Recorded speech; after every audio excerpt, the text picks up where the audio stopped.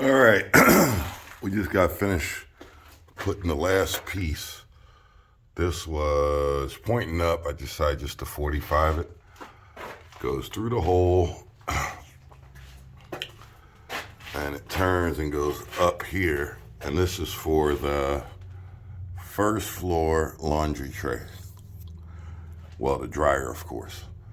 The only thing I have left to do is to support it a little bit and put a couple of split rings.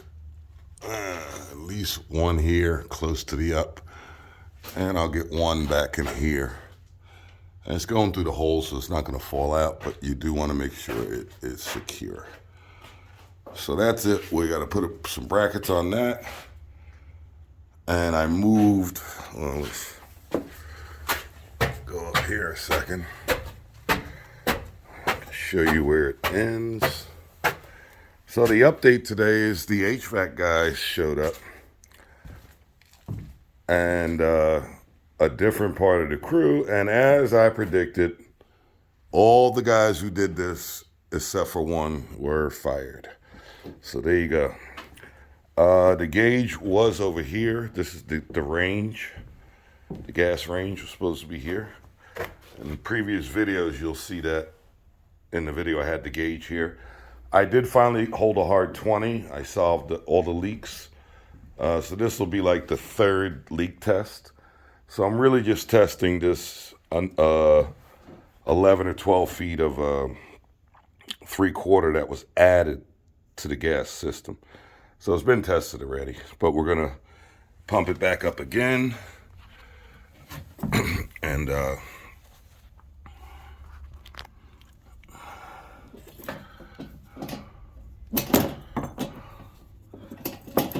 get the chuck in here.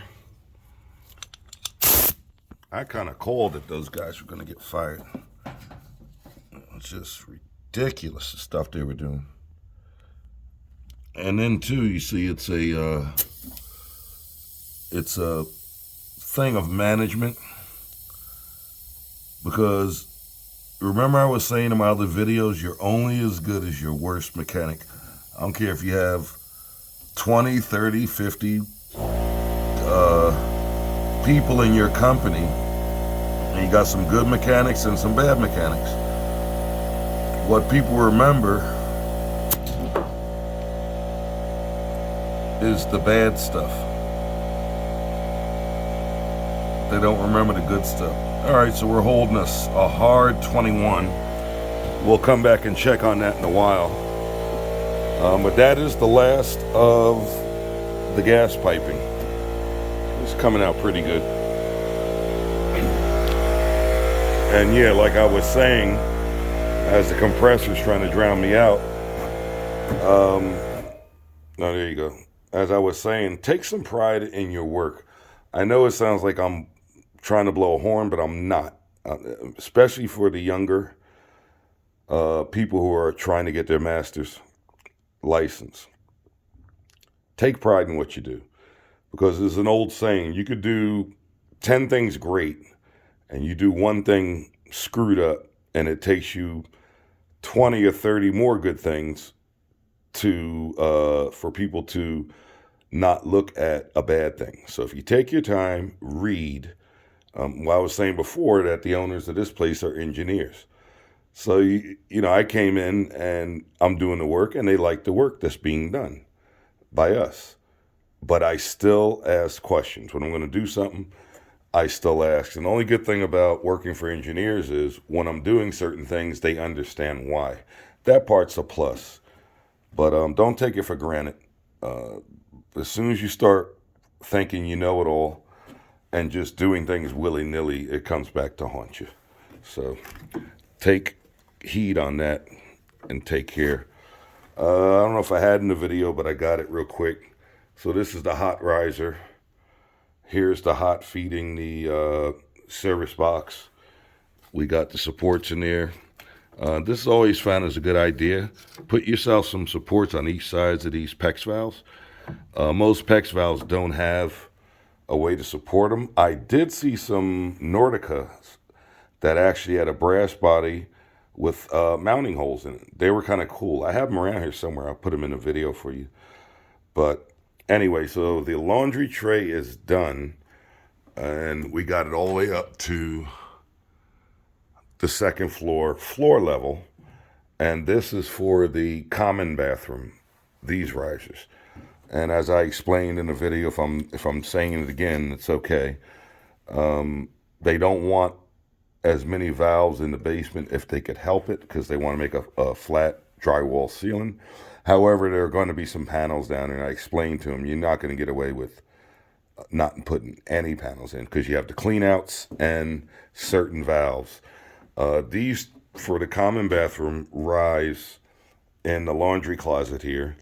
But all the other risers, being all other, there's two other risers in the system that the valves are downstairs. I guess I could have put them in the wall, but that would have made it harder up here. Here's a good example. Now we're in the kitchen, so along this wall is going to be a cabinet. So you really couldn't put a riser in the wall here, and that room is it's kind of like the dining room. It's like the middle room of the house, because the vestibule is on the other side of that stairwell. So you wouldn't want a panel in the dining room. And the basement ceiling made sense. So there you go. We'll get some more videos. We're playing catch up and get some more stuff for you. And I didn't stop the video because I wanted to look at it again. And we are still holding a hard 21, so that's good. We'll check on the gauge. The air test is 24 hours. I believe it's 15 pounds for 24 hours. Commercial is 30 pounds. So I usually use 20, somewhere in the middle.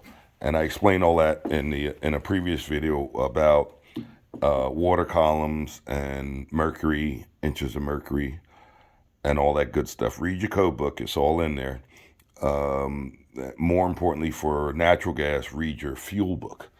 I think it's the International Fuel Code. That's the last one that I picked up. I have the latest one. Not surprisingly, when you hear all this global stuff, they're trying to get us on an international license.